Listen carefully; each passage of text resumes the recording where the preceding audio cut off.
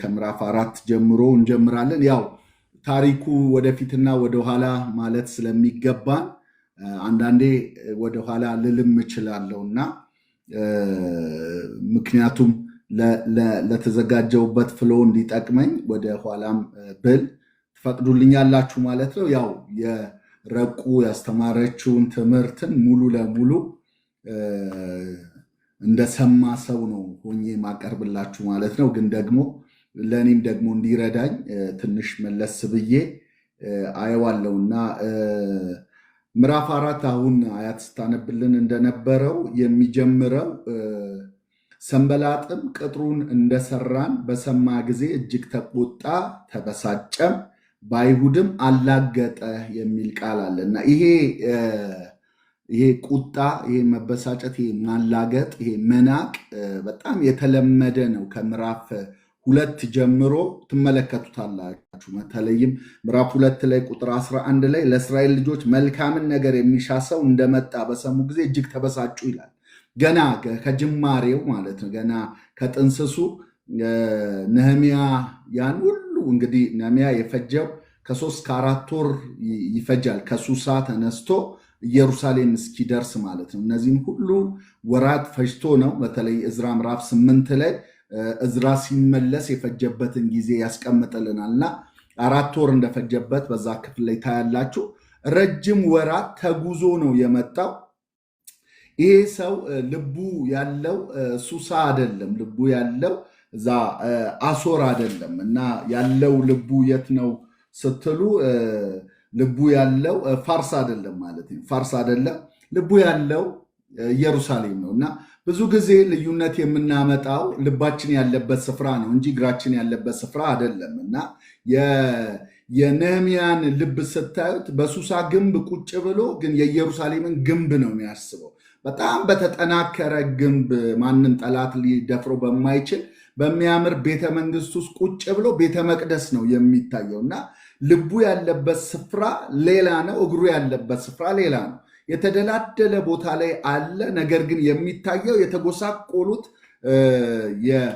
የአይሁድ ማህበረሰብ ነበረ የሚታየው። እና ይሄ ሰው ታዲያ ትላንትና እንደተመለከትነው ከ3 በተለይም ከካሴሉ ወር ጀምሮ ቁጥር እስከ ኒሳን ወር ምዕራፍ 2 ቁጥር 1 ላይ እስከሚናገረው ማለት ነው።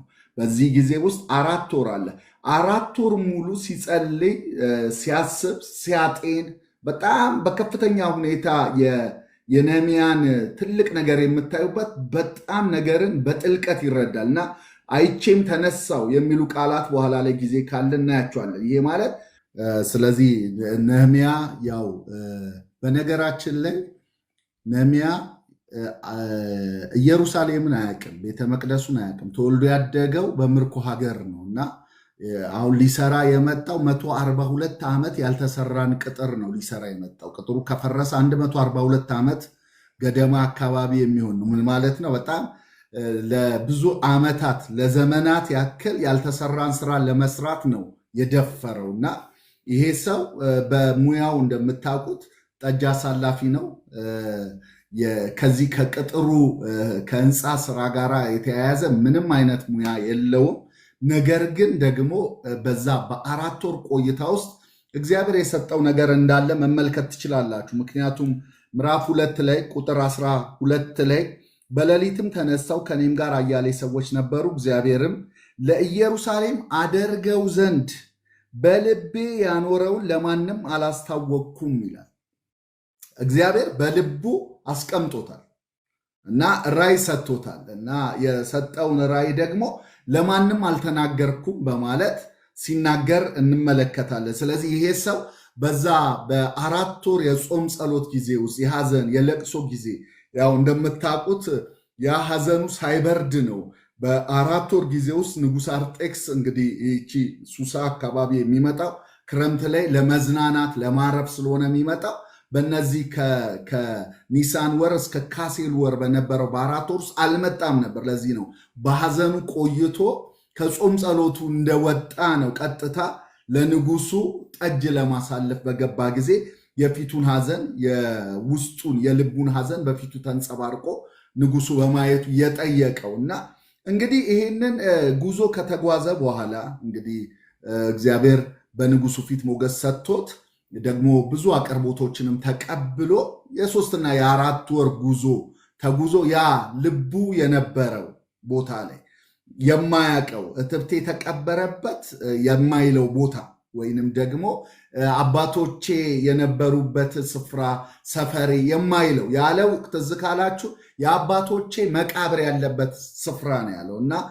አባቶቼ ሲል የዘሩን ሐረጉን ነው እንጂ የሚያወራው አባቱ ራሱ በምርኮ ተማርኮ ነው በምርኮ ሀገር ላይ የሞተውና እሱ ግን የማያውቀው ያልተወለደበት ነገር ግን ሲሰማ ያደገው ጸሎቱን ስትመለከቱት ምዕራፍ 1 ላይ ይሄ ሰው ከሕጉ ጋር ያለው ቁርኝት ከእግዚአብሔር ጋር ስለሰማቸው ጉዳዮች ስለ ቤተ መቅደሱ ስለ ቁጥሩ እግዚአብሔር ስለሰጣቸው ሞገስ እስራኤል ስለምትባለው ሀገር አስፈሪነት መከፋፈሏ በተለያየ መልኩ ሰምቶት ስለነበረ ያንን ጸሎቱ ላይ ሲያንጸባርቅ ንስሐ ሲገባ እኛ ብሎ እሱ ያልኖረበት ዘመን ላይ የኖሩት የበደሉት የተፈናቀሉት ባለመታዘዛቸው ምክንያት የተባረሩትን አባቶቹን የቀድሞ አባቶቹን ወክሎ በንስሐ ሲቀርብ ትመለከታላችሁ እና ይሄ ሰው በዛ በንስሐና በጸሎት በቆየበት ጊዜ ውስጥ እግዚአብሔር ግን በልቡ ያስቀመጠው ይሄ ጸሎቱ ራእይ እስኪቀበል ነበር የቆየው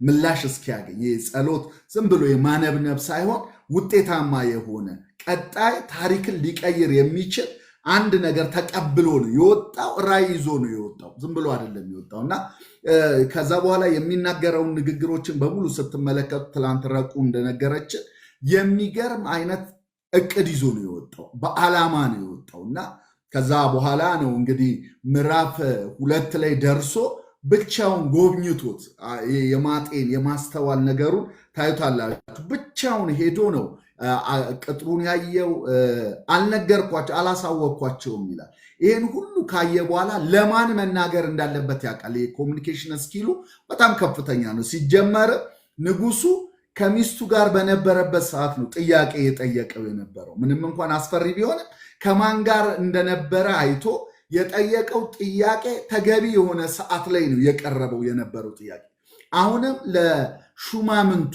ለአለቆች ለካህናቶች ከላይ ላሉ ሰዎች ነው የመጀመሪያውን ስለ ቅጥሩ ስለ ጉስቁልናቸው በፍረት መቀመጣቸው እግዚአብሔር ደግሞ ከእርሱ ጋር እንዳለ ንጉሱ ደግሞ የላከውን አቅርቦትን ደብዳቤውን በመንገር ልባቸውን አቅልጦ ነው የጀመሩ ሲጀመረ ራሱ ማለት ነው እና ሰዎቹ እነዛ ለ142 ዓመታት ያልተሰራን ግንብ ያልተሰራን ቅጥር መስራት እንችላለን ተነሱ ኑና እንስራ ብለው እንዲህ ከአንደበታቸው ይሄ ቃል እንዲወጣ ያደረገው ያመጣውበት አቀራረብ የተናገረበት መንገድ ያጠናው ጥናት ያየው ሁኔታ አይቶ ነው ዝም ብሎ እንሰራለን ሳይሆን አይቶ ፍርስራሹ ጥልቀቱን አይቶ ያው እንደምትመለከቱት እነሱ መቼ ነው እንዴት አድርገው ነው የሚሰሩት የተቃጠለውን ድንጋይ ከፍርስራሹ መልሰው ያድኑታልን ብለው በፍጹም ማይታሰብ ነው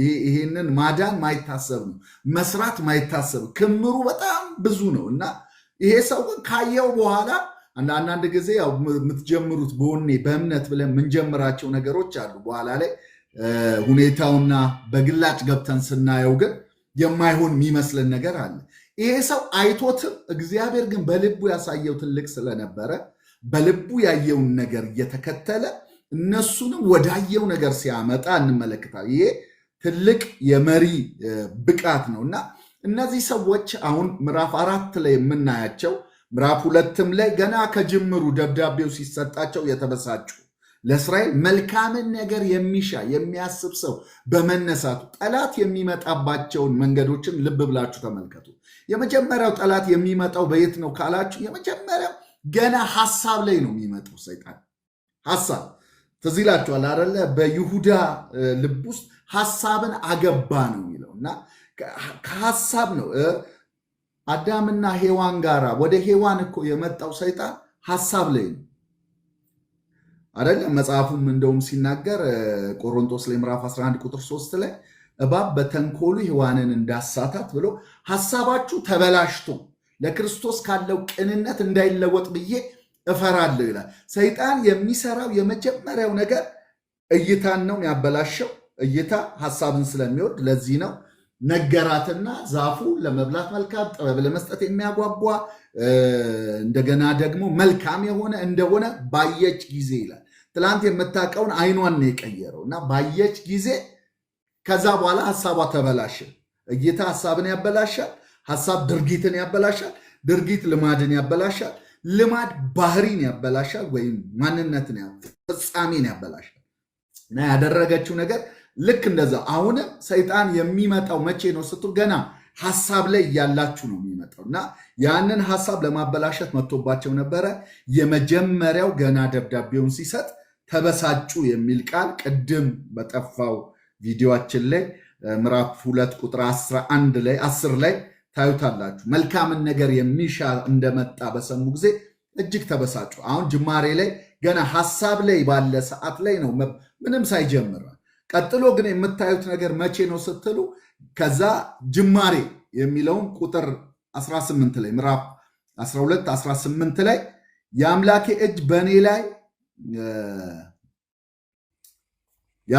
በእኔ ላይ መልካም እንደሆነች ንጉሱም የነገረኝን ቃል ነገርኳቸው። እነርሱ እንነሳና እንስራ አሉ፣ እጃቸውንም ለበጎ ስራ አበረቱ። አሁን ገና እንስራ ሲባል ደግሞ ይመጣል፣ ሐሳብ ላይ ይመጣል፣ ስራ ጅማሬ ላይ ይመጣል።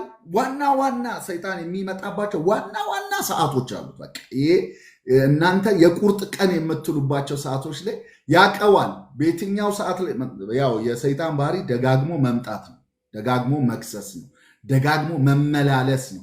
ኢየሱስን እንኳን ለጊዜው ከእርሱ ተለየ ነው የሚለው። ደጋግሞ ፈትኖት ከዛ ለጊዜውም ከእርሱ ተለይቶ ሄደ ነው። ምቹ ጊዜ እስኪመጣ ነው ጥሎት ሄደ። በልሂድ ብሎ ሲያባረረው እንኳን ሌላ ጊዜ ይመለሳለሁ ብሎ ነው የሄደው እና እዚህም ቦታ ላይ የምታዩ ደጋግሞ ሐሳቦችን ሲያመጣ ሲረብሽ ትመለከታላችሁ። አሁንም ጅማሬው ላይ ሲመጣ ታዩታላችሁ እና እንደዚህ ይላል ቁጥር 19 ላይ ሆርናዊ ሰንበላት፣ ባሪያው አሞናዊ ጦቢያ፣ አረባዊም ጌሳም በሰሙ ጊዜ በንቀት ሳቁብን፣ ቀላል አድርገውንም ይህ የምታደርጉት ነገር ምንድን ነው? በውኑ በንጉሥ ላይ ትሸፍቱ ዘንድ ትወዳላችሁን? አሉ። እኔም መልሼ የሰማይ አምላክ ያከናውንልናል፣ እኛም ባሪያዎቹ ተነስተን እንሰራለን። እናንተ ግን በኢየሩሳሌም እድል ፈንታና መብት መታሰቢያም የላችሁም አልኳቸው ይላል። እንግዲህ ስንጀምር ምዕራፍ 4 ላይ ተቆጣ፣ ተበሳጨ፣ ከዛስ አላገጠ የሚል ቃል አለ። ይሄ ቃል በተደጋጋሚ ነው የምታዩት። የሰይጣን ስትራቴጂ ነው መናቅ፣ እናንተን ዲስግሬስ ማድረግ፣ በጣም በቃ የማትረቡ እንደሆናችሁ አድርጎ ማቅረብ። ልክ ዳዊት ወደ ጎልያድ ሲመጣ መልኩ ያማረ ነበርን አይቶትም ናቀው እንደሚል በንቀት ነው የሚጀምረው። የመጀመሪያ ትጥቅ የሚያስፈታችሁ ንቀት ነው። ከዛ እንደ ናቃችሁ የሚያሳይ ድምፅ ነው የሚያሰማችሁ እና ይኸው እዚህ ቦታ ላይ እንደምትመለከቱት በንቀት ሳቁብን ይላል። ከዛ ደግሞ ምንድነው ልትሸፍቱ አስባችኋል ወይ ብለው ያላሰቡትን ሐሳብ ሲያመጡ ትመለከታላችሁ። ምዕራፍ 4 ላይ ግን ዝርዝር ንግግር ሲያደርጉ ትመለከታላችሁ። ምን ይላሉ? በወንድሞቹና በሰማርያ ሰራዊት ፊት እነዚህ ደካሞች፣ እንግዲህ እነማንን ነው? እነ ነህምያን ነው እንደዚህ የሚላቸው አይሁዳውያንን። እነዚህ ደካሞች አይሁድ የሚሰሩት ምንድን ነው? ይተውላቸዋልን? ይሰዋሉን? በአንድ ቀንስ ይጨርሳሉን? የተቃጠለውንስ ድንጋይ ከፍርስራሹ መልሰው ያድኑታልን? ብሎ ተናገረ ይላል እና ይሄ በጣም ንቀታቸውን የምታዩበት እነ ነህምያም የነህምያም አጠቃላይ እዛ ቦታ ላይ የሰበሰባቸው እንስራ ብሎ ያበረታታቸው ሰዎች ሁሉ ልባቸው እንዲርድ ልባቸው እንዲቀልጥ እንዲፈሩ የሚያደርግ ንግግር። ይሄንን በተደጋጋሚ በተለያየ ቦታ ላይ ታይታላችሁ። እንደው ሌላ ቦታ ላይ ስትመለከቱት አሁን ቅድም ምዕራፍ 2 ቁጥር 19 ላይ ሆርናዊ ሰንበላጥም ባሪያውም አሞናዊ ጦቢያ አረባዊ ጌሳም በሰሙ ጊዜ በንቀት ሳቁብን ይላል። ምዕራፍ 2 ቁጥር 10 ላይ እጅግ ተበሳጩ ይላል። ምዕራፍ 4 ቁጥር 2 ላይ፣ ምዕራፍ 4 ቁጥር 3 ላይ፣ ምዕራፍ 4 ቁጥር 7 እና 8 ላይ ከ6 ጀምሮ እዛ ላይም ብታነቡት ብስጭታቸውን፣ ቁጣቸውን፣ ንዴታቸውን ትመለከታላችሁ እና ይሄ አንደኛው ስራው እንዳይሰሩ ለማድረግ የመጣው የጠላት ስትራቴጂ ነበረ እና ወደ ስራው ሲገባ ነህምያ በጣም አስቸጋሪ የሆነበት ነገር የነ ጦቢያ ብቻ አይደለም፣ የውጭ የሆነ አይደለም፣ የውስጡም ነበረ። ትላንት ስጠቅስልን ነበረ ረቁና ውስጥም እንደዚሁ ከባድ የሆነ ፈተና ነበረበት እና ይሄ ከነህምያ ትልቅ ነገር እንማራለን ስንል ከውስጥም ከውጭም የመጣበትን ችግር ወይም የመጣበትን ተግዳሮት ያለፈበት መንገድ በጣም አስገራሚ ነበረ እና እዚህ ቦታ ላይ እነሱ ከውጭ ያመጡበት ነገር አለ። ይህንን የመለሰበት መልስ ያው እንደምታዩት ጸሎት ነው። ቁጥር 4 ላይ አምላካችን ወይ አለ ተንቀናል፣ ስማ፣ ስድባቸው በራሳቸው ላይ መልስባቸው፣ በምርኮ ሀገር ለብዝበዛ አሳልፈ ስጣቸው፣ በደላቸውንም አትክደን፣ ኃጢአታቸውን ከፊት አይደምሰስ፣ በሰራተኞች ፊት አስቆጥተውሃልና ብሎ ጸሎት ነው። የነህምያ ጸሎት እንግዲህ ነህምያ መጽሐፍ 13 ምዕራፍ ነው ያለው። 12 ጊዜ ጸሎትን ትመለከታላችሁ። የሚጸልይበት ትላንት ረቁ ስትነግረን እንደነበረው ጊዜ ወስዶ ጾም ጸሎት ይዞ እንደጸለየው ብቻ አይደለም። የንጉሱ አናቱ ላይ ቆሞ ሁሉ ጸልዮበታል። እንደምትመለከቱ ንጉሱ በቃ ምን ላደርግልህ፣ ምን ትፈልጋለህ ሲለው እሱ ወደ ሰማይ አምላክ ጸለይኩ ይላቸዋል። እና ንጉሱን ሳይሆን የነገስታቱን ንጉስ ነው የሚያስቀድመው። እና ቦታ ስፍራ የለው። ጠላት ሲነሳበት እዛው ይጸልያል። ህዝቡ ደግሞ ሲያመፁ እዛው ይጸልያል። ያደረገውን መልካም ነገሮችን በሙሉ ያስብና ለጌታ ብሎ ለእግዚአብሔር ብሎ የተወውን ለሱ የሚገባውን ትቶት የነበራቸው ምዕራፍ 6 ላይ ሄዳችሁ ስትመለከቱት ምዕራፍ 5 ላይ አይ ቲንክ ምዕራፍ 5 ከቁጥር 14 ጀምሮ 12 ዓመት ሙሉ ያገለገለውን አገልግሎት እግዚአብሔርን በማለት የተዋቸው ለሱ የሚገባው ድርሻውን የተወውን ሁሉ ሲጨርስ ምን ብሎ ነው የሚጨርሰው? አምላክ ሆይ ለዚህ ህዝብ ያደረግኩትን ለበጎነት አስብልኝ። እኔ ከዛ ደሞዝ አልወሰድኩም፣ ነገር ግን አንተ ክፈለኝ፣ ደሞዜን ክፈለኝ አንተ በማለት አስበኝ በማለት ሲጸልይ ትመለከቱታላችሁ። እና ጸሎት የህይወቱ ዘይቤ ነው። ጸሎት ማለት ያው ስለ ጸሎት ብዙ ጊዜ ላይ እንደተማራችሁ አምናለሁ። ግን ጸሎት ትህትና ነው። በቃ ትልቁ ነገር ትዕቢተኛ ያልሆነ ሰው ሁሉ ይጸልያል። ደግሞ ትዕቢተኛ የሆነ አይጸልይም ማለት ነው። አለመጸለይ ትዕቢተኝነት ነው። በቃ ማለት እችለዋለሁ፣ እወጣዋለሁ። እኔ በጣም የሚገርመኝ ነገር አሁን ነህምያን ስትመለከቱት በሚገርም ሁኔታ ይጸልያል። ግን የሚገርማችሁ እየጸለየ ይሰራል ማለት አይታችሁታል አይደለ? ምዕራፍ 4 ላይ አሁን የውስጥ ተግዳሮት ሲነሳበት ደግሞ ትመለከታላችሁ። የውስጥም የውጭን ተቀላቅሎ ከቁጥር 6-7 ጀምሮ እንደዚህ ይላል። ሰንበላጥና ጦቢያ አረባዊም አሞናዊም አሾዳዊም የኢየሩሳሌም ቅጥር እየታደሰ እንደሄደ የፈረሰው ሊጠገን እንደተጀመረ በሰሙ ጊዜ እጅግ ተቆጡ። ጠላት የሚመጣው እንደዛ በሐሳብ ይመጣል ብያችኋለሁ። ከዛ በጅማሬ ጊዜ ይመጣል። ከዛ መካከል ይመጣል። ከዛ ወደ ፍጻሜ ይመጣል። የማይመጣባቸው ሪላክስ የምታደርጉበት ጊዜ አለ። ግን ወሳኝ የሆኑ ጊዜዎች ላይ ይመጣል። መነሻ ላይ ይመጣል። ስትጀምሩ አክሽን ስትወስዱ ይመጣል። ከዛስ መሀል ላይ ይመጣል። ቁጥር ምዕራፍ 4 ቁጥር 6 ጀምሮ ከጸለየ በኋላ ቅጥሩንም ሰራን፣ ቅጥሩንም ሁሉ እስከ እኩሌታው ድረስ ተጋጠመ፣ የህዝቡም ልብ ለስራው ጨከነ። አሁን የዚህ ጊዜ መጣ። ሰንበላጥና ጦቢያ አረባዊ አሞናዊ ጨመሩ። ጠላት እየበዛ ነው። ትላንትና የነበሩት ጦቢያ፣ ሰንበላጥ፣ ጌሳም ነበሩ። አሁን ግን እንደ ህዝብ ሁሉ ነው የመጡት። አሞናውያንም አሽዶዳውያንም የሚል አረባውያንም የሚል ትመለከታላችሁ። እየተጠናከረ የበዛ ኃይል እያጠናከረ ነው የመጣባቸው። በዚህ ሰዓት ግን የተከሰተው ነገር ደግሞ ስትመለከቱ የውስጥ ደግሞ ችግር ተፈጠረ። ቁጥር 9-10 ላይ እንደዚህ ይላል። ይሁዳ ህዝቡ የተሸካሚዎች ኃይል ደከመ፣ ፍርስራሹም ብዙ ነው፣ ቅጥሩን እንሰራ ዘንድ አንችልም አሉ። የሚገርማችሁ ቅድም የመጣበትን ጦርነት ከውጭ የመጣውን ጦርነት በጸሎት ተመልከት ብሎ እግዚአብሔርን ተንቀናል፣ ተመልከት፣ አስቆጥተውሃል፣ በሚሰሩ ሰዎች ተመልከት፣ እንዲና እንዲያ አድርጋቸው ጠላቶቻችንን ብሎ ከጸለየ በኋላ የህዝቡን ልብ ስትመለከቱ ለስራው ጨከነ የሚል ቃል ትመለከታላችሁ። ለስራው ጨከነ። እግዚአብሔር ምላሽ የሰጠው እነዛን ጠላቶቹን በማጥፋት ሳይሆን ለስራው ህዝቡን በማጨከን መለሰለት እና ለስራው ጨከኑ፣ ወጡ፣ ወደ ስራ ገቡ። ከዛ በኋላ ግን አሁንም አልተወምና ብዙ ሆነው ደግሞ ተሰብስበው ሲመጡባቸው ይሄ ውስጣቸው ስለተጎዳ ለመሸከም ደከሙ የሚለውን ቃል ትመለከታላችሁ። ቁጥር 10 ላይ የተሸካሚዎች ኃይል ደከመ ይላል። ፍርስራሹ ብዙ ነው፣ ቅጥሩን የምንሰራ ዘንድ አንችልም አሉ። አሁን ይሄ የውስጥና የውጭው ተግዳሮት በመጣበት ጊዜ የመለሰውን መልስ ተመልከቱ። በውጭ በጣም ተደራጅተዋል። እንደው ኃይል አሰባስበው ተማምለው እስክንገላቸው ድረስ አንመለስም ብለው 10 ጊዜ ደግሞ ከነሱ ጋር ያሉ አይሁዳውያንን እየላኩ እየረበሿቸው ማለት ነው። እየላኩ እንገላችኋለን፣ እናጠፋችኋለን ብለው ውስጥ የሚሰሩትን ሰዎች ልባቸውን ሰርቀውባቸው ነበረ። ቁጥር 12 ላይ እንደዚህ ይላል፣ በአጠገባቸውም የተቀመጡት አይሁድ መጥተው ከስፍራ ሁሉ ይመጡብናል ብለው 10 ጊዜ ነገሩን።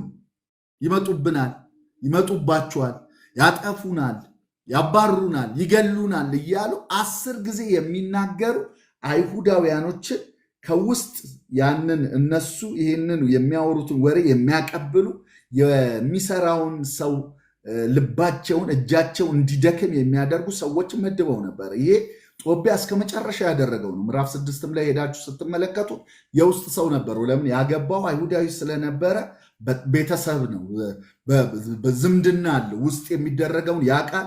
ነህምያ እንደውም ቁጥር 19 ላይ ምዕራፍ 6 ላይ የመጨረሻው ላይ ደግሞም በፊቴ ስለ እርሱ መልካም ይናገሩ ነበር። ስለ ጦቢያ ነው የሚያወራው። ከዛስ ቃሌንም ያወሩለት ነበረ፣ ሄደው ያቀብሉት ነበረ። ጦቢያም ሊያስፈራራኝ ደብዳቤዎችን ይልክ ነበረ። እስከ መጨረሻው ጦቢያን ስታዩ አይሁድ ተጠግቶ ነው የኖረው። ምዕራፍ 13 ላይ ሄዳችሁ መጨረሻ ላይ መጥቶ ነህምያ ከኢየሩሳሌም በኋላ ተመልሶ መጥቶ በቤተ መቅደሱ በአዳራሹ ስፍራ ተሰጥቶት እዛ እየኖረ የነበረበት ሰዓት በቃ በጣም ይንከባከቡት ነበርና መጥቶ ነው ከቤተ መቅደሱ ያባረረውና ያስወጣው፣ ቤተ መቅደሱ ያነጻውና እንጂ ሰውዬው በሴራ የተካነ እንደሆነ ትመለከታላችሁ። ዝምድናም ስላለው ውስጥ የሚደረገውን ነገር ሁሉ ያጠና ነበር። ለዚህ ነው እነዚህን ሰዎችን አይሁዳውያኖችን ከውስጥ ያሉትን እዛ በነህምያ ዙሪያ የሚሰሩትን ሰዎች ለማድከም 10 ጊዜ የነሱን ስትራቴጂ የሚናገሩ ሰዎች ይልክባቸው ነበር እና ሰዎቹ በጣም ይደክሙ ነበረ። ስራው ያደክማል፣ ስራው ከባድ ነው። ግን ደግሞ ከዛ በላይ ደግሞ እንገላቸዋለን የሚለው ድምፅ ተማምለዋል፣ አንመለስም ብለዋል የሚለው በጣም ያስፈራው ነበር እና በዚህ ጊዜ ግን የነህምያ ምላሽ ሄደን ስንመለከት እንደዚህ ይላል። ከቅጥሩም ይላል ቁጥር 13 ላይ በስተኋላ በኩል ባለው በታችኛው ስፍራ ሰይፋቸውን፣ ጦራቸውን፣ ቀስታቸውን አስይዤ ህዝቡን በየወገናቸው አቆምኳቸው ይላል። አያችሁ፣ አሁን ለጦርነትም ዝግጁ ነው። ላይ ጋር እኮ ጸለይን ይላል አይደለ? ቁጥር 9 ላይ ወደ አምላካችንም ጸለይ፣ ከነርሱም የተነሳ በአንጻራቸው ተጠባባቂዎች በሌሊትና በቀን አደረግን። ጸለይን፣ ተጠባባቂም አደረግን። ብዙ ጊዜ እንደዚህ እንደ አማኝ የምንሸወደው ነገር አለ። አንዳንድ ጊዜ በጸሎት ያደረግነውን ነገር እምነትን የሚፈታተን መስሎን ጥንቃቄ ማናረግባቸው ነገሮች አሉ። እምነታችንን ወይንም እግዚአብሔርን መፈታተን ስለሚመስለን አሁን እሱ ጸለየ። የጸለየው እኮ በሰሙ ጊዜ መጥተው ያደረጉት የተቆጡትን ቁጣ በሰማ ጊዜ መማማላቸውን ያው ቁጥር 8 ላንብላችሁ። ከፈጠንኩባችሁ ረጋ እንድል ንገሩኝ። እንደዚህ በሉኝ ካልፈጠንኩ። እሺ ቴንክ ዩ። ቁጥር 8 ላይ እንደዚህ ይላል፣ መጥተው ኢየሩሳሌምን ይወጉና ያሸብሩ ዘንድ ሁሉም በአንድነት ተማማሉ። ይህንን ሰምቶ ምን አደረገ? ተማምለዋል እነሱ። ወደ አምላካችንም ጸለይን ይላል። ከዛስ ከጸለየ በኋላ በቃ አንተ ትዋጋልናለህ ብሎ ወደ ስራው ሄድን አይደለም የሚለው። ጊዜው የስራና የውጊያ ጊዜ ነው። ሁሌም የእግዚአብሔር ስራ ካለ ውጊያ አለ። ስለዚህ አሁን በጣም ስትራቴጂ ሲቀይስ ነው የምትመለከቱት። በተለይም ከዚህ እንቅስቃሴ በኋላ እንደ ድሮው ስራ ብቻ አይደለም። ከዚህ እንቅስቃሴ ከነሱ ሴራ ከነሱ መሐላ በኋላ ስትራቴጂ እንደውም ከዚያን ቀን ጀምሮ የሚል ቃል ትመለከታላችሁ። በተለይም ቁጥር 17 ላይ 16 ላይ ከዚያን ቀን ጀምሮ እኩሌቶቹ ብላቴኖቼ ስራ ይሰሩ ነበረ። ያው ምዕራፍ 4 ነው ማነበው። ይሰሩ ነበረ። እኩሌቶቹም ጋሻና ጦር ቀስትና ጥሩር ይዘው ነበረ። አለቆችም ከይሁዳ ቤት ሁሉ በኋላ ይቆሙ ነበረ።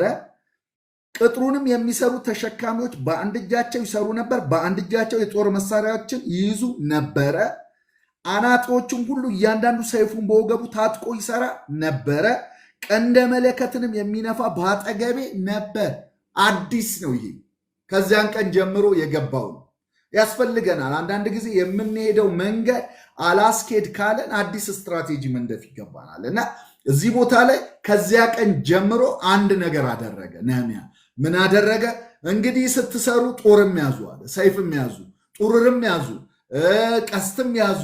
ከዛስ ደግሞ አስፈላጊ መሆን ያለበት ከኔ ጋር መኖር ያለበት አጠገቤ ላይለየኝ የሚገባ አንድ ሰው አለ አለ። እሱም መለከት የሚይዘው ሰው አለ። መለከት የሚይዘው ሰው ከኔ ጋር ይሆናል። ስለዚህ በተለያየ ርቀት ቦታ ላይ ስለምትሆኑ መለከት ወደምትሰሙበት ስፍራ እየሰራችሁ ጦራችሁን ይዛችሁ ወደ መለከት ወደ ሰማችሁ ስፍራ ደግሞ ኑ ሲላቸው ቁጥር 20 ላይ ትመለከታላችሁ። እንደዚህ ይላቸዋል፣ አንዱም ከሁለተኛው ርቋል። የቀንደ መለከቱን ድምፅ ወደምትሰሙበት ስፍራ ወደዚያ ወደኛ ተሰብሰቡ፣ አምላካችን ስለኛ ይዋጋል። ምንም እንኳን ጦር ያዙ፣ ቀስት ያዙ፣ ጥሩር ያዙ ብላችሁ እናንተ አይደላችሁ የምትዋጉት። አሁንም የምናምነው እግዚአብሔር ነው የሚዋጋልን። ተዋጊው እግዚአብሔር ነው። እኛ ግን አሜን ነው። ስለዚህ ይህንን እንትኑን ስትመለከቱት ሁለቱንም ነው የያዘው። የትኛውን? ጸሎቱንም ይዞታል። ውጊያውም ላይ ደግሞ አለሁ ብሎ አለን አብረን ቁሙ እያለ ሲያበረታታቸው ለውስጡም ለውጭውም ችግር መፍትሄ ሲሰጥ ትመለከታላችሁ ማለት ነው። ከዛ ይሄ ጊዜ አሁን የአዲስ ከዚያ ቀን ጀምሮ በተባለው ጊዜ ውስጥ ስትራቴጂ እንደቀየረ እንደተመለከትን ሁሉ ማለት ነው። አይ ቲንክ ብዙዎቻችን አንዳንድ ነገሮቻችን ላይ መቀየር እንዳለብን ይሰማኛል። ምክንያቱም መንፈስ ቅዱስ አሁንም ወደዛ ጋር ስለመለሰኝ የምንሄድባቸው መንገዶች ትላንትና በለመድነው አልፈጽም ያልነው አልፈጸም ያለ ራዕይ፣ አልፈጸም ያለ ተልእኮ፣ አልፈጸም ያለ ቢዝነስ፣ አልፈጸም ያለ ነገር ካላችሁ ቆም በሉና አሁን እንዴት ነው ምንና ምን ሊያዝልህ ማለት መቻል አለብን። እና እኛ ወደ ክርስትናው ዓለም ስንገባ ብዙ ጊዜ ላይ ጽንፈኛ ነው ምነው አንዱን ነው የምንይዘው። እኔ ትዝ ይለኛል ድሮ በልጅነቴ ስፖርት በጣም ወድ ነበር እና በጣም ነው ደስ የሚለኝ። በቃ ጂምናስቲክ ወዳለው እግሬን በቃ በዛ ጊዜ ላይ የነበረ አንድ የፊልም አክተር አለ እና እንደሱ ነበረ የሰፈር ሰው እንኳን የሚጠራኝ የነበረው እና ማላረገው የለም ነበረ እግሬን። እና ልክ ግን ጌታን ሳገኝ በቃ ሁሉ ነገር ኃጢአት አድርገው ነው የነገሩ እና በእውነት ለመናገር ያው ዛሬ ላይ እንኳን ጥሩ የሆነ ትንፋሽ እንዳይኖረን ያደረገን ይሄ ነው ብዬ ነው ማስበው። እና ጽንፍ እንይዛለን እና አንድ ጊዜ ላይ ነው እያነበብኩ ይህንንም ያዝ ያንንም አትልቀቅ የሚል ቃል አነበብኩኝ። እና ባላንስ በጣም ወሳኝ ነው። ባላንስ በጣም ወሳኝ ነው። መክብብ ላይ ትዝ ካላችሁ በማለዳ ዘርህን ዝራ ይልና በማታም አትተው ይላል። ቀጥል ማታም ላይ ደግሞ ውጣ ነው የሚለው እና ይሄ 7-8 ነገርን ያዝ ይላል። መክብብ ምዕራፍ 11 ላይ እድል ፈንታ ለ7 ደግሞ ለ8 ክፈለው። በምድር ላይ ምን እንደሚመጣ አታውቅም። ሀብትህን ለ7 ለ8 ክፈለው። ቢዝነስህን ለ7 ለ8 ክፈለው። ለምን አንዱን ጠራርጎ በቤድ በሌላው ትንጠለጠልና ትኖራል። እና ዋይዝ መሆን እንዳለብን ያሳያል። እዚህ ቦታ ላይ ትልቅ ዊዝደም ነው። እግዚአብሔር ይዋጋልናል ብሎ ጦራችሁን፣ ሰይፋችሁን፣ ቀስታችሁን አስቀምጡ አላለ። ለምን? እግዚአብሔር ይዋጋልናል መንፈሳዊ ነው። ጠላቶቹ የሚያዩት ግን ቀስት መያዛቸውን፣ ሰይፍ መታጠቃቸውን፣ ጥሩር መልበሳቸውን፣ ለጦርነት መዘጋጀታቸው ይህንን ሲያዩ ነው ቁጥር 15 ላይ ጠላቶቻችንም ይህ ነገር እንደደረሰልን እግዚአብሔር ምክራቸውን ከንቱ እንዳደረገ ሰሙ። በዚህ ውስጥ ነው የእግዚአብሔር ምክር የነሱን ምክር ያፈረሰው። መታጠቃቸው፣ መቆማቸው፣ መልበሳቸው፣ በትክክል መቆማቸው እነዚህ ሰዎች እንትን ብቻ አይደለም መገንባት ብቻ አይደለም የሚችሉ መዋጋትም ይችላሉ ብለው ምክራቸው ፈረሰባቸው። ስለዚህ እኛ መሆን ያለብን ምንድን ነው ስንል እኛ ያለን ውጊያ መንፈሳዊ ውጊያ ነው እንደምታውቁት። ያን መንፈሳዊ ውጊያ ለመዋጋት ደግሞ ኤፌሶን 6 ላይ የተቀመጠልን አለ አይደለ? በጣም ነው የምወደው እሱን ቃል። በቀረውስ በጌታና በኃይሉ ችሎት የበረታችሁ ሁኑ ይላል እና በመጀመሪያ በኃይሉ በችሎታው በርቱ ይላል። ላንባው ምናልባት እንድንገት ስለሆነ የመጣልኝ እንደዚህ ይላል ቁጥር 10 ላይ ምዕራፍ 6 ቁጥር 10 ላይ በቀረውስ በጌታና በኃይሉ ችሎት የበረታችሁ ሁኑ፣ በርቱ፣ ጠንክሩ፣ ጎልብቱ። ይሄ ቃል የሚያወራው በኃይሉ ጎልብቱ፣ በብርታቱ ጎልብቱ። ለምን? ቀጥሎ አንድ የጦር ወታደር ወደ ስልጠና ቦታ ሲገባ የመጀመሪያ የሚያደርገው ነገር መሳሪያ አይደለም የሚሸከመው።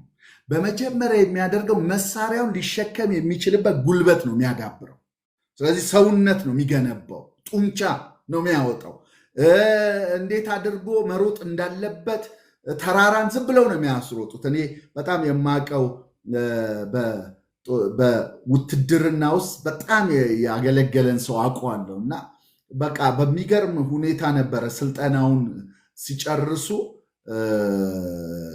የነበረውን ዋጋ መክፈል። አንዳንዶች ውሃ ውስጥ ገብተው፣ አንዳንዶች ተራራ ሲወጡ፣ ይሄ መሳሪያ ሳይዙ ነው ያንን የሚያደርጉ። ከዛስ በተለይ በሮም ወታደር ጊዜ እንደዛ ነበረ የሚደረገው። ጳውሎስ ሲጽፍላቸው ያንን እያየ ነው እና በጌታና በኃይሉ ችሎት በርቱ ብሏቸው ጎልብቱ፣ ጠንክሩ ካለ በኋላ ከዛስ የዲያብሎስን ሽንገላ ትቃወሙ ዘንድ እንዲቻላችሁ የእግዚአብሔርን ዕቃ ጦር ሁሉ ልበሱ ይላል። አሁን ከጎለበታችሁ፣ ከበረታችሁ፣ ከጠነከራችሁ በኋላ ለብሳችሁ መሮጥ ትችላላችሁ። ታጥቃችሁ መሮጥ ትችላላችሁ። ልበሱ ይላል፣ ያዙ ይላል፣ ተጫሙ ይላል አደለ? እያንዳንዱ ከዚህ በኋላ የምትመለከቱት በሙሉ የበረታ ሰው የሚያደርገው እንደዚህ ይላቸዋል። የዲያብሎስን ሽንገላ ትቃወሙ ዘንድ እንዲቻላችሁ የእግዚአብሔርን ዕቃ ጦር ሁሉ ልበሱ። መጋደላችን ከደምና ከስጋ ጋር አይደለም፣ ከአለቆች፣ ከስልጣናት፣ ከዚህ ከጨለማ ዓለም ገዢዎች ጋር፣ በሰማይ ስፍራ ካሉ ከክፋት መንፈሳዊ ሰራዊት ጋር ነው እንጂ። ስለዚህ በክፉ ቀን ለመቃወም ሁሉም ፈጽማችሁ ለመቆም እንድትችሉ የእግዚአብሔርን ዕቃ ጦር ሁሉ አንሱ፣ ልበሱ፣ አንሱ። ከዛስ እንግዲህ ወገባችሁን በእውነት ታጥቃችሁ የጽድቅን ጥሩር ለብሳችሁ በሰላም ወንጌል በመዘጋጀት እግሮቻችሁ ተጫምተው ቁሙ። ይሄን ሁሉ ማድረግ የምትችሉት መጫማት፣ መታጠቅ፣ ጥሩን መልበስ፣ ሰይፍ መያዝ፣ ጋሻ መያዝ፣ ራስ ቁር ደፍታችሁ በዚህ ሁሉ ውስጥ መሮጥ፣ መዋጋት፣ መጋደል የምትችሉት ስትበረቱ ነው። በማ በጌታና በኃይሉ ችሎት ስትበረቱ መሸከም ትችላላችሁ። ስለዚህ የሚያስፈልገው የመጀመሪያው መበርታት ነው እና ነህምያ ያደረገ የነበረው ነገር አሁን ስትራቴጂ ቀይሶ ሌትና ቀን እንዲሰሩ ሲያደርጋቸው፣ ተሸክመው መስራት እንዲችሉ ሲያደርጋቸው ትመለከታላችሁ። ስራውንም ሰራን ይላል ቁጥር 21 ላይ ከማለዳ ወገግታ ጀምሮ ከዋክብት እስኪወጡ ድረስ እኩሌቶቹ ጦር ይይዙ ነበረ። ደግሞም በዚያ ጊዜ ህዝቡን ሁላችሁ ከብላቴኖቻችሁ ጋር በኢየሩሳሌም ውስጥ እደሩ፣ በሌሊትም ጠባቂዎች ሁኑልን፣ በቀን ስሩ አልኳቸው። እኔና ወንድሞቼ ብላቴኖቼም በኋላ የነበሩት ጠባቂዎችም ልብሳችንን አናወልቅም ነበር ይላል። የስራ ጊዜ አለ። በቃ አንዳንድ ወቅቶች ሌትና ቀን የሚሰሩ ጊዜዎች ናቸው። ሌትና ቀን በሚሰራ ጊዜ ቀን ብቻ እሰራለሁ ማለት አይቻልም። በቃ ለሰው የተመደበለት ይሄ ነው አይደለ? ይሄ ለ52 ቀን ይህን ያደረጉት። በቃ ይሄ ለ52 ቀን በጣም በሚገርም ትጋት፣ በሚገርም መሰጠት ልብስ ሳይቀይሩ እንዲህ መሪ እኮ ነው እሱ እኮ እንደ ንጉሥ የሚታይ ሰው ነው። ግን ልብስ እኔና ብሎ እሱ ራሱ ጭምር ጠባቂዎቹም የነበሩት ልብሳችንን አናወልቅም ነበር፣ አይቀይሩም ነበር። የሚሰሩትን ስራ ስራውን ሰራን ይልና ከማለዳ ወገግታ ጀምሮ ከዋክብት እስኪወጡ ድረስ ከዛስ ይቀየራሉ። ደግሞ ስራውን ያቆሙና ጥበቃ ውስጥ ይገባሉ። በጣም በሚገርም አይነት ትጋት ውስጥ ነበረ ይሰሩ የነበሩት። ይሄንን ያደረገው ለምንድን ነው? የውስጡንም የውጭውንም ግፊያና ፍትጊያ ተቋቁሞ እግዚአብሔር ያስቀመጠበትን በውስጡ ያስቀመጠበትን ነገር ለመጨረስ እግዚአብሔር የሰጠውን ራዕይ ለመጨረስ ቅጥሩን ለማጠናቀቅ በዘመናት መካከል ያልተገነባ ሁሉም እያለ ያልፍ የነበረውን በሱ ዘመን ግን እኔ አላልፈውም አለ እግዚአብሔር። በእኛ ዘመን መሰራት ያለባቸው ነገሮች አሉ። ዘመናት አባቶቻችን ያልቻሏቸው ሊሆኑ ይችላሉ። በቃ በፍጹም ያልሄዱ አዲስ ኪዳን ላይ ካያቸዋቸው በጣም ማደንቃቸው ሰዎች አሉ። እኛ የአንጾኪያ ሙቭመንት ብለን የጀመርነው እንቅስቃሴ ላይ ሐዋርያት ሥራ ምዕራፍ 11 ላይ ሄዳችሁ ከቁጥር 19 ጀምሮ ስትመለከቱት የተበተኑትም ይላል። ምዕራፍ 8 ጀምሮ የተበተኑ ናቸው እነዚህ ዲስፐርስድ ሊሆኑ ወይም ዲያስፖራ የተባሉ ሰዎች ልክ እንደ ነህምያም ዲያስፖራ ነው የሚባለው። ለምን የተወለደበት ያደገበት ስፍራ ምንም እንኳን ቢሆን የዛ ሀገር ሰው አይደለም እሱ እና ስለዚህ ልክ የተበተኑ የተሰደዱ ሰዎች ከምዕራፍ 8 ጀምሮ ሐዋርያት ሥራ ላይ ስታያቸው ቃሉን እየሰበኩ ዞሩ ይለንና ምዕራፍ 8 ላይ ሰማርያ ይደርሳሉ። ከዛ ምዕራፍ 11 ላይ ግን አንጾኪያ ይደርሳሉ እና አንጾኪያ ሲደርሱ መጽሐፍ ቅዱሳችሁን ሄዳችሁ ስትመለከቱት እንደዚህ የሚል ቃል አለ። ከቀሬናና ከቆጵሮስ የመጡ አንዳንዶች ይላል፣ ስማቸው ያልተጠቀሰ ሰዎች ማለት ነው። አንዳንዶችም ወደ አንጾኪያ ወርደው ለግሪክ ሰዎች ወንጌልን ሰበኩ ይላል። ታዲያ ይህን ከማለቱ በፊት ቁጥር 19 ላይ ምዕራፍ 11 ቁጥር 19 ላይ የተበተኑትም ቃሉን ለአይሁድ ብቻ እየሰበኩ ዞሩ ይላል። አያችሁ፣ አባቶቻቸው ወይም ቀዳሚዎቹ መሪዎች እነ ጴጥሮስ እነ ዮሐንስ እነ ያዕቆብ ያደርጉት የነበረው ወደ አሕዛብ እንዳገቡ እያሉ ነበር የሚከለክሏቸው እና ይሄ ቃል የተሰጠ የወንጌል የተላከው ለአይሁድ ነው እያሉ እስከ ምድር ዳርቻ አይሁድን ሊፈልጉ ነው ቃል የገቡት እና አንዳንዶች ግን የሚባሉ አሉ፣ ስም የማይታወቅ ታይትል የሌላቸው እዚህ ላይ ማዕረግ ያልተሰጣቸው ሰዎች መጡና ከቀሬናና ከቆጵሮስ የመጡ ወረዱና ወደ አንጾኪያ በግሪክ ቋንቋ በቋንቋቸው ወንጌልን ሰበኩላቸው። ብዙዎችም አምነው ወደ ጌታ ዘወር አሉ ይላል እና ያልተኬደ አካሄድን የሚሄዱ ይሄም ሰው ያደረገው ለ142 ዓመታት ያልተገነባን ማንም እንደፈለገ የሚገባ ቅጥር ማጣት ማለት ልዕልናን ወይም ሉዓላዊነትን ማጣት ማለት እንደ ሀገር አትቆጠርም ያቺ። ስለዚህ ያንን የደፈረው ማን ነው ካላችሁ ነህምያ ነው። በነገራችን ላይ ስመጥሮች አይደሉም ታላላቅ ስራ የሰሩት ወይም ፌስቡከሮች ዩቲዩበሮች እንዳይመስሏችሁ። አሁንም ትልልቅ ስራ እየሰሩ ኢቨን በተለያዩ የጄኔሮሲቲ አገልግሎት ላይ የልግስና አገልግሎት ላይ ትልልቅ ስራ እየሰሩ ያሉት እዚህ ሚዲያ ላይ የምታያቸው አይደለም። እኔ በጣም የማውቃቸው ሰዎች አሉ አስገራሚ ስራ እየሰሩ ያሉ እጃችሁ በአፋችሁ እስክትይዙ ድረስ መንግስት እንኳን አልሰራም እስከምንል ድረስ የሰሩ ሰዎች እኔ አይቻልም። እኔ በእኔ አቆጣጠር በእኔ ግንዛቤ እንዴ ይህን ያክል ሆስፒታል እንዴት ሰው ገነባል? በዚህ ያክል ፍጥነት እንዴት ይህን ሁሉ ይሰራሉ ያልኳቸው ብዙዎች አሉ። በፐርሰንቴጅ ሄዳችሁ ብታጠኑት ደግሞ የነሱ መሰጠት ከብዙዎች መሰጠት ይበልጣል እና ስመጥሮች አይደሉም እግዚአብሔር የሚጠቀምባቸው የማይታወቁ ሰዎች ናቸው ታላላቅን ስራ እየሰሩ የምናየው። ለምን? የእግዚአብሔር ጥበብ እዛ ውስጥ ነው ያለው። ሞኞችን እንደኛ ያሉትን ሰዎች ነው የሚፈልገው እግዚአብሔር እንጂ በጣም ስማርት የሆኑ አለው የሚሉ ሰዎችን አይፈልግም እግዚአብሔር። እንደዚህ ሁሌ ያድርገን። አሜን። እና ነህምያ በቃ ለብዙ ዘመናት ያልተሰራው እሰራለሁ። በጣም ደስ ይላል። ትላንትና ስታነብ ረቁ ጋራ ሲነበብ ስሰማው አንድ ቃል ተናገረ። ምን እንዳለ ታውቃላችሁ? ምን ትለምነኛለህ ሲለው አርጤክስስ ንጉሱ አርጤክስስ ሲለው ንጉሱን ደስ ቢያሰኝ ባሪያ በፊት ሞገስ ቢያገኝ እሰራው ዘንድ ወደ ይሁዳ ወደ አባቶቼ መቃብር ከተማ ሰደደኝ አልኩት። እሰራዋለሁ።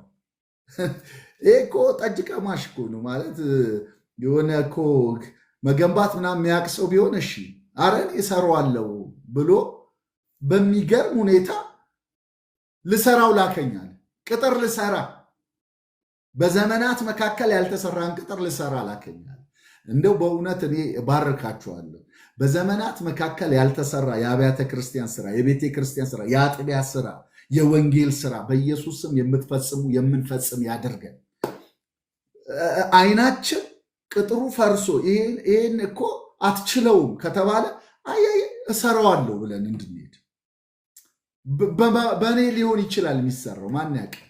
ያልተደፈሩ ነገሮችን እንድንደፍር ነው እግዚአብሔር የሚፈልገው እና ይህንን ስንደፍር እንደምታዩት ነው የውስጥም የውጭም ጦርነቶች አሉ። ምዕራፍ 5 ላይ የምትመለከቱት ነገር በተለይ የውስጥ ጦርነቱ ሲበዛ ትመለከታላችሁ። ምዕራፍ 5 ላይ በወንድሞቻቸው በአይሁድ ላይ ትልቅ የሕዝቡና የሚስቶቻቸው ጩኸት ሆነ ይላል።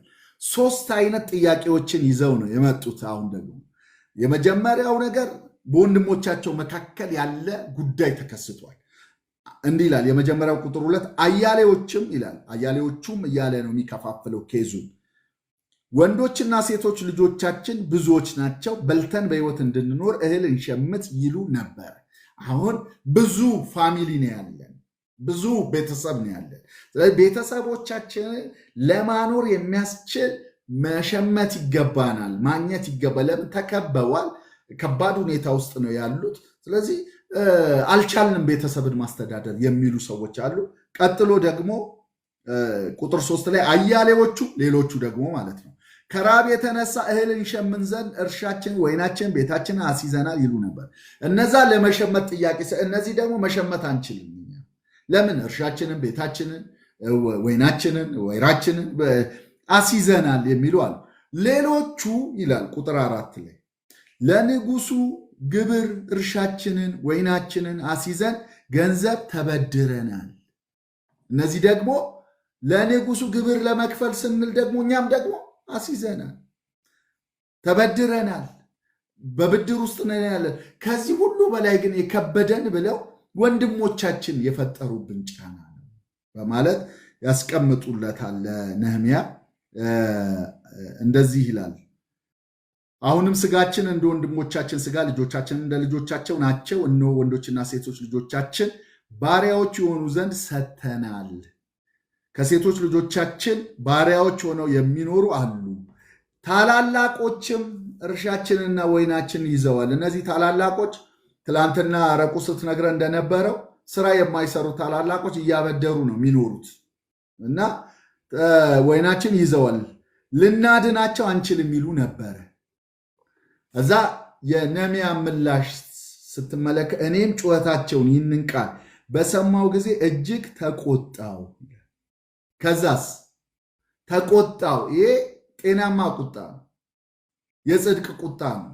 የምታዩት ነገር ላይ እንደ ነህምያ ሐዘን፣ ኮምፓሽን፣ ይሄ ርኅራኄ ከሌለ በጣም ከባድ ነው። ሌላስ መናደድ፣ መቆጣት ከሌለ ይሄ የጽድቅ ቁጣ መቆጣት ካልቻላችሁ የመፍትሄ ሰው አትሆኑ። የመፍትሄ ሰው አንደኛ ከርኅራኄ ነው የሚያመነጨው። አይታችሁት ከሆነ አያሌ ቀንም አዝን ነበረ ብሎ ነው የተናገረው እና ፊቱ ላይ ሐዘኑ ተገልጦበት ነው ንጉሱ ያየው።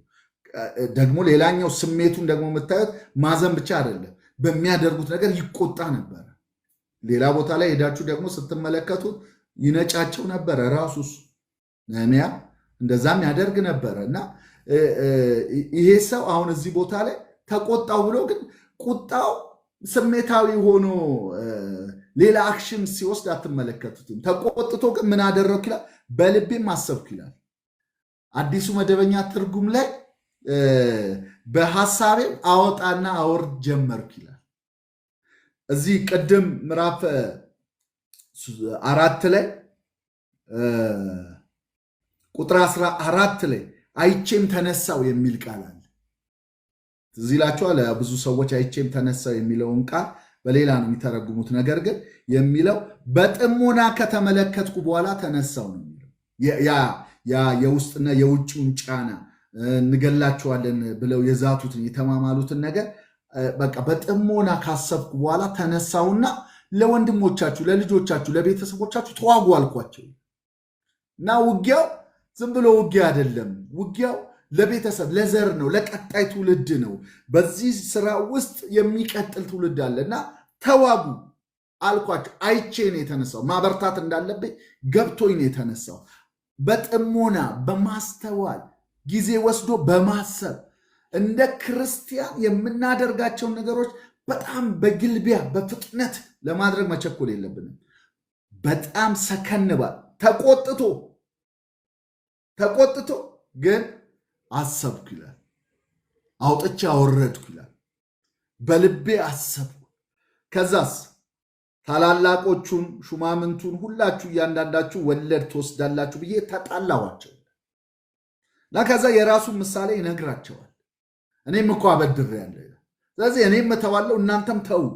ለምን? በዚህ ውስጥ የእኛን መከፋፈል የእኛን መለያየት የሚያዩ አሕዛቦች አሉ፣ ጠላቶች አሉ፣ የሚደሰቱ አሉ። የሚጠፋው እኛ አይደለንም። እዚህ ብቻ አይደለም ጉዳዩ የእኛ መለያየት አሕዛብ ጋር ይደርሳል። ስለዚህ ነው ቁጥር 9 ላይ እንደዚህ ይላል፣ ደግሞም አልኩ የምታደርጉት ነገር መልካም አይደለም፣ ጠላቶቻችን አሕዛብ እንዳይሰድቡን አምላካችንን በመፍራት ትሄዱ ዘንድ አይገባችሁምን? እኔም ደግሞ ወንድሞቼን ብላቴኖቼን ገንዘብና እህል ለእነርሱ አበድረናል። እባካችሁ ይህን ወለድ እንተውላቸው፣ እርሻቸውንም ወይናቸውንም ወይራቸውንም ቤታቸውንም ከእነርሱ የወሰዳችሁትን ገንዘቡንና እህሉን ወይን ጠጁን ዘይቱን ከ100 እጅ 1 እጅ እባካችሁ ዛሬ መልሱላቸው። እነርሱም እንመልስላቸዋለን፣ ከእነርሱ ምንም አንሻም፣ እንደተናገርክ እንዲሁም እናደርጋለን አሉ። ከዛ በቃ መሐላ ሲያደርግ ልብሱን አራግፎ ይሄንን እምቢ ያለ ሰው ቤቱ እንደዚህ ይራገፍ ብሎ ቃል ሲያወጣ ትመለከታላችሁ ማለት ነው። ከዛ በኋላ ያው አጠቃላይ የ12 ዓመቱን ታሪክ ነው የሚነግረን እንጂ የ52ቱ ቀን አይደለም። በመሃል በማስገባት ያስቀምጥልናል። ምዕራፍ 6 ላይ ስትሄዱ ምዕራፍ 6 አሁን የቅጥሩ መጠናቀቅ ላይ ደርሰዋል። ትላንትና እንዳያችሁት እንደተመለከታችሁት ምዕራፍ 3 ላይ ሁሉ ያጠገቡን ነበር የሚሰራው። ትዝ ካላችሁ ባጠገቡ የሚል ቃል ተደጋግሞ ታያላችሁ። ባጠገቡ ይላል እና ምን ማለት ነው? በአንጻሩም የሚል ቃል ወይም ፊት ለፊታቸው ያለውን ያዩትን። የእግዚአብሔር ቤት ስራ እንደዛ ነው። አጠገባችን ያለውን በፊት ለፊታችን ያለውን ያየነውን እና ስራው በቶሎ የተጠናቀቀው ሁሉም አጠገቡ ያለውን የሰራ ስለነበረ ነው። በራሱ ቤት ትይዩ ያለውን በራሱ በነገዱ ወይም በተቀመጠበት ስፍራ ፊት ለፊት ያለውን እየገነባ ነበረ የሄደው እና ባጠገቡ በአንጻሩ ምናምን የሚል ቃል ትመለከታላችሁ። ሰሩ፣ አደሱ፣ እንደዚህ ያደረጉ የሚል ቃል ታያላችሁ። እና ይሄንን ስራ ከጨረሱ በኋላ ልክ ምዕራፍ 6 ላይ እንዲሁም ሆነ ቅጥሩን እንደሰራው ከፍራሹም አንዳች እንዳልቀረበት ሰንበላጥና ጦቢያ አረባዊ ጌሴንም የቀሩትም ጠላቶቻችን ሰሙ። አሁን ደግሞ ፍጻሜ ላይ መጣ። ጠላት አይቀርም፣ እንደነዚህ አይነት ጊዜዎች ላይ አይቀርም እና አሁን በዚህ ሰዓት ላይ ደግሞ መጣ። ስትራቴጂ ቀይሮ ነው የመጣው። ትላንትና እንዳይሰሩ ነው፣ አሁን ሰርተው ጨርሰዋል። የቀራቸው ጥቂት ነገር ነው፣ ሳንቃዎች ማቆም የቀራቸው በር መክተት ብቻ ነው እና በዚህ ሰዓት ላይ መጡና ቀይረው ነው ሀሳብ የመጡት። ና እንነጋገር፣ በአሕዛብ ዘንድ ተወርቷል ስለአንተ፣ በይሁዳ ንጉሥ አለ እያልክ እንደምታስወራ ነብይ ደግሞ በፊት አቁመ ደግሞ እነሱ የሚያደርጉትን ስትራቴጂ ማለት ነው። ስለዚህ በይሁዳ ላይ ነህምያ ነግሷል የሚሉ ነቢያትን እንደቀጠር ንጉሱ ሰምቷል። ስለዚህ ለአንተ ጥሩ አይደለም ብለው 4 ጊዜ ላኩብኝ ይላል። እዛ በ5ኛው ክፍት የሆነ ደብዳቤ ልከው ይህንን አሁን የነገርኳችሁን ነገር አካተውበት ንጉሱ እንደሰማ ተጠያቂ እንደሆነ ለሱ ከባድ ጊዜ እንደሆነ ነገሩት እና ሰውየው ሲመልስላቸው በጣም ደስ ይለኛል። ነህምያ እና ምን አላቸው? እንደዚህ አለ ቁጥር 8 ላይ ምዕራፍ 6 እኔም አንተ ከልብ ፈጥረኸዋል እንጂ እንደተናገርከው ነገር ምንም የለም ብዬ ላኩበት። በጣም አጭር መልስ። እነሱ 5 ጊዜ የለፉበትን በመጀመሪያ ዝም ብሎ ታላቅ ስራ ይዣለሁ አልወርድም ነበረ የሚላቸው። አሁን ግን ነገራቸው። ከልብ ነው የፈጠርከው፣ ስለዚህ አልመጣም። የአንተ የልብ ወለድ ታሪክ ላይ ስራ ትቼ አልወርድም ብሎ ሲናገረው ትመለከታላችሁ። ከዛ ጸሎቱን ይቀጥላል። ካያችሁት እንደዚህ ይላል፣ እነርሱም ሁሉ ስራው እንዳይፈጸም እጃቸው ይደክማል ብለው ያስፈራሩን ዘንድ ወደዱ። አሁንም አምላክ ሆይ እጄን አበርታ ብሎ ደግሞ ይጸልያል። በቃ በእግዚአብሔር ላይ ያለው መታመን በጣም የሚገርም ነው እና የመጨረሻ ስትራቴጂ ነድፈው ሌላ የተሻለ ብለው ያሰቡት የነበረው አሁን ከቁጥር 10 ጀምሮ ያለው እና እኔም ወደ መሄጣብኤል ልጅ ወደ ድልያ ልጅ ወደ ሸማያ ቤት ገባው ይላል። ሸማያ ነብይ ነው በዛ ዘመን ላይ የነበረ እና ወደ እሱ ቤት ገባው። እርሱም ተዘግቶበት ነበር። ተዘግቶ የተቀመጠ ሰው ነው ይሄ ሰው። ከዛስ በእግዚአብሔር ቤተ መቅደሱ ውስጥ እንገናኝ፣ የመቅደሱንም ደጆች እንዝጋ፣ እነርሱ መጥተው ይገድሉሃልና በሌሊት ይገድሉ ዘንድ ይመጣሉና አለ። ይህ አሁን ትንቢት ነው። እሱ የሚነግረው ያስመሰለው ትንቢት ነው። ራእይ አይቻለሁ፣ በሌሊት ይመጣል ይገድሉሃል እና ያየው ትንቢት በላይ ላይ እንዳይፈጸም ወደ ቤተ መቅደሱ ወደ ውስጠኛው ክፍል ወደ ቅድስተ ቅዱሳን እንግባና እንዝጋው። መግባት ወደማይገባው ቦታ ገብቶ በሕዝቡ ዘንድ ስሙን አጥፍተው ነህምያን ለማባረር ነበር የመጨረሻው ስትራቴጂ። በነቢይ በተገዛ ነቢይ፣ በሐሰተኛ ነቢይ፣ ትላንትና ሲተነብይ በነበረ በተሾመ ነቢይ ነው የመጡበት። ትላንትም ዛሬም ያለ ስትራቴጂ ነው። አሁንም እንደዚህ የሚያደርጉ በርካታ ሰዎች አሉና መድኃኒዓለም መቼም ያው ዲዘርኒንግ ስፒሪት ይስጠን። ነህምያን አይታችሁታል። የመለየት መንፈስ ነው የወረደበት። ራሱ እኮ ፈልጎት የሄደው ሰው ቤት ትንቢት ራእይ ብሎ ሊገሉ ይፈልጋሉ፣ ሊያጠፉ ዛሬ ሌሊት ብሎ በሌሊት ይመጡባል፣ ይገሉሃል። ስለዚህ ና ቤተ መቅደስ ውስጥ እንግባ እና የነህምያ መልስ በጣም ደስ ይለኛል። እንደኔ ያለ ሰው የሸሸና ነፍሱን ያድን ዘንድ ወደ መቅደስ የገባ ማን ነው?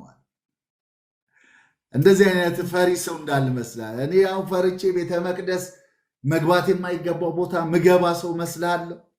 በእግዚአብሔር ላይ ያለው መታመን ነው እና እንደዚህ አይነት ሰው አድርገ ነው የምትቆጥረኝ። እኔ አልሸሽም። እዛ እንደዚህ አለ፣ ተመልከቱት። እኔስ አልገባም አልኩት፣ እግዚአብሔር ልኮት እንዳልነበረ በእኔ ላይ ግን ትንቢት እንደተናገረ አወቅሁ። ጦቢያና ሰንበላጥን ገዝተውት ነበር፣ ተከፍሎት ነው። አምላኬ ሆይ ስለዚህ ስራቸው አለ። ሸማያ ብቻ አይደለም በሐሰት ትንቢት የተሳተፈው፣ ስለዚህ ስራቸው ነው የሚለው። ተመልከቱት። ጦቢያና ሰንበላጥ ያስፈራሩኝ ዘንድ የወደዱትን ነብይቱን፣ ሌላ ኖአዲያንን፣ የቀሩትንም ነቢያትን አስብ። ተገዝተው የሚተነብዩ በሐሰት እኔንና ይህን የይሁዳን ሕዝብ ከቅጥሩ ከስራው ሊመልሱን የፈለጉ ሰዎችን አስብ። እነዚህን ሐሰተኛ ነቢያቶችን አስብ። እግዚአብሔር የሚያስብበት ጊዜ አለ። በምድራችን ላይ እንደተፈለገ የተሮጠበት፣ ሁሉም እንደፈለገ የተነበየበት፣ ሁሉም እንደፈለገ አየሁ ያለበት ዘመን የሚያበቃበት ጊዜ አለ። አስብ ብሎ ጸልዋል። እኛም አስብ ብለን እንጸልያለን።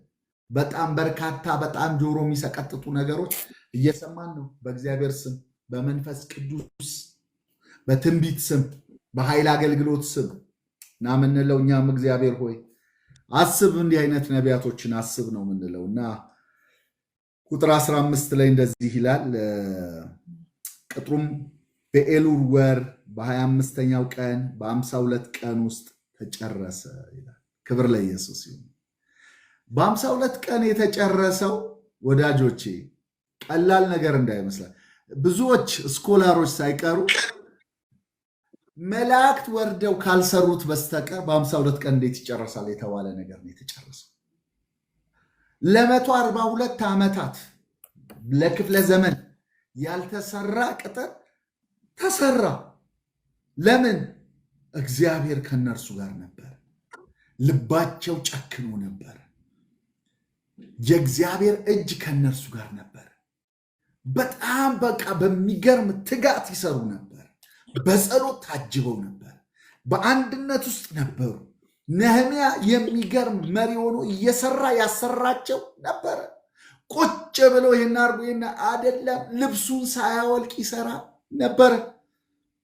በጣም የሚገርማችሁ ነገር ተመልከቱት። ቁጥር 17 ላይ ምዕራፍ 5 ላይ እንዲህ ይላል፣ ደግሞም በዙሪያችን ካሉት አሕዛብ ወደ እኛ ከመጡት ሌላ ከአይሁድና ከሹማምንቱ 150 ሰዎች በገበታ የነበሩ። ሰውየው የእሱ ገበታ ላይ 150 ሰዎችን የሚያበላ ነበር። ብላቴኖቼ እያለ የሚጠራቸው ሰዎች ነበሩት። በጣም ትጉ ነው። በጣም አይፈልግም፣ አይቀበልም። ለሱ የተመደበለትን ሁሉ አልፈልግም የሚል እርሻ አልገዛንም ይላል። አይታችሁታል። ቁጥር 16 ደግሞም አጥብቄ የቅጥሩን ስራ ሰራው፣ እርሻም አልገዛንም፣ ብላቴኖቼም ሁሉ ወደዚያ ወደ ስራው ተሰበሰቡ። በቃ ይሄ ጊዜ የስራ ጊዜ ነው። ቤት የምንሰራበት እርሻ የምንገዛበት ጊዜ አይደለም ብሎ ሰራ። ከዛስ በ52 ቀን ውስጥ ቅጥሩን ጨረሱት እና ይሄንን የሰሙ ጠላቶች ያ ጅማሬ ላይ መሃል ላይ ፍጻሜ ላይ እየመጡ ያስቸገሩ ጠላቶች አሁን እንደዚህ ይላል። ጠላቶቻችንም ሁሉ ይህን በሰሙ ጊዜ በዙሪያችን የነበሩ አሕዛብ ሁሉ ፈሩ፣ በራሳቸውም ሐሳብ እጅግ ተዋረዱ። ይህም ስራ በእግዚአብሔር እንደተደረገ አወቁ። ይህ የሰው ስራ አይደለም፣ የእግዚአብሔር ስራ ነው። ወዳጆቼ በእግዚአብሔር ፍጹም በሆነ መታመን መደገፍ ውስጥ ሆናችሁ ነው አገልግሎት ማገልገል ያለብን። ተልኳችን ራያችን መፈጸም ፍጹም በሆነ መደገፍ ውስጥ። ሰውየው ምንም ሳይኖረው እሰራው ዘንድ ላከኝ አለ። እንጨት ሳይኖረው ለራሱ እንኳን ላከኝ ብሎ ነው። በኋላ ነው የጠየቀው ጥያቄ። ሙያ ሳይኖር እሰራዋለሁ። ለምን? እግዚአብሔር ከኔ ጋር። ከዛስ የተረዱት ነገር ምንድን ነው? በ52 ቀኑ ሲጠናቀቅ እግዚአብሔር ስራውን እንደሰራ አወቁ። የእግዚአብሔር ስራ እንደሆነ፣ ይህ ስራ በእግዚአብሔር እንደተደረገ አወቁ። ጦቢያም የኤራ ልጅ የሴካንያ አማች ስለነበረ ልጁም ይሆዋና የቤራኪያ ልጅ የሜሱላምን ሴት ልጅ ስላገባ በይሁዳ ብዙ ሰዎች ከእርሱ ጋር ተማምለው ነበርና፣ ቅድም እንዳልኳቸው በጣም የውስጥ ሰዎች ይዟል ነበርና በዚያ ወራት ብዙ የይሁዳ አለቆች ወደ ጦቢያ ደብዳቤዎችን ይልኩ ነበረ። የጦቢያም ደብዳቤዎች ወደ እነርሱ ይመጡ ነበረ። ደግሞ በፊቴ ስለ እርሱ መልካም ይናገሩ ነበረ፣ ቃሌንም ያወሩለት ነበር። ጦቢያም ሊያስፈራራይ ደብዳቤዎችን ይልክ ነበር ይላል። ያው የጦቢያ መጨረሻ በቤተ መቅደስ ውስጥ ተቀምጦ በነበረበት ጊዜ ከነ ዕቃ ሁሉ አውጥቶ እንዳባረረው ነህምያ ትመለከታላችሁ ማለት ነው። እና እግዚአብሔር በዚህ ውስጥ ያው የሚነግረን በጣም በርካታ የሆኑ ትምህርቶች አሉት እና በተለይም ደግሞ በምናደርጋቸው አገልግሎቶች ሁል ጊዜ ቢውልድ የምታደርጉ ከሆነ ባትል የሚባል ነገር አለ። የምትገነቡ ከሆነ ጦርነት አለ። ጦርነቱ ደግሞ የውጭ ብቻ አይደለም፣ ጦርነቱ ከውስጥም ነው። አንዳንድ ጊዜ እንዳደነግጡ የውስጡ ይብሳል፣ የወንድሞች በጣም ይብሳል። ዝም ብላችሁ ግን ስራችሁ ላይ ፎከስ አድርጉ። እግዚአብሔር የሰጣችሁ ነገር ላይ ብቻ አድርጉ። መመለስ የማይገባችሁ ጊዜ አትመልሱ። መናገር የሚገባችሁ ለማን እንደሆነ እወቁ። ከነህምያ የምንማረው ይህንን ነው። ዝም ማለት የሚገባችሁ ጊዜ ዝም በሉ። አልነገርኳቸው አላሳወቅኳቸውም ማለት ሲጀምር የተናገረው ከአለቆች ነው የጀመረው፣ ለሹማምንቶች፣ ለካህናት፣ ከዛ ለህዝቡ በተዋረድ ነው የወረደው። ለማን የተሰጣችሁን ነገር ማውራት እንዳለባችሁ ወቁ። ሲሄድ ንጉሱ ጋር ንጉሱ ከሴቲቱ ጋር ከንግስቲቱ ጋር በነበረ ጊዜ ነው የገለጠለት። እያንዳንዱን የንግግር ክህሎቱን ስትመለከቱ በጣም አስገራሚ። የጸሎት ጉልበቱን ስታዩ በጣም ይገርማል። በየትኛውም ሰዓት ይጸልያል። በሁሉ ቦታ ላይ ይጸልያል። ጊዜ ወስዶ ይጸልያል። ደግሞ ጊዜ በሌለው ሰዓት ከፍተኛ የሆነ በቃ መወንጨፍ ያለበትን ጦር መወንጨፍ ሲገባው እዛው ቆሞ ያደርገዋል። ጊዜ መውሰድ በብሉይ ኪዳን ኖሮ በአዲስ ኪዳን ያለን የአዲስ ኪዳን የጸሎት ልምምድ የተለማመደ ሰው ነው ነህምያን ስትመለከቱት እና በጣም የሚደንቅ የሆነ የመሪነት አቅም ታዩታላችሁ። እንዴት ሰዎችን እንደሚያስተባብር የጦር ስልቶቹን ትመለከታላችሁ። ትጋቱን ታያላችሁ። ከዛ ደግሞ ውጤቱ ደግሞ በአጭር ጊዜ ውስጥ ሲጠናቀቅ ትመለከታላችሁ እና እግዚአብሔር ይባረክ። እንግዲህ ነህምያ ምዕራፍ 4 5 6 ይህንን ይመስላል።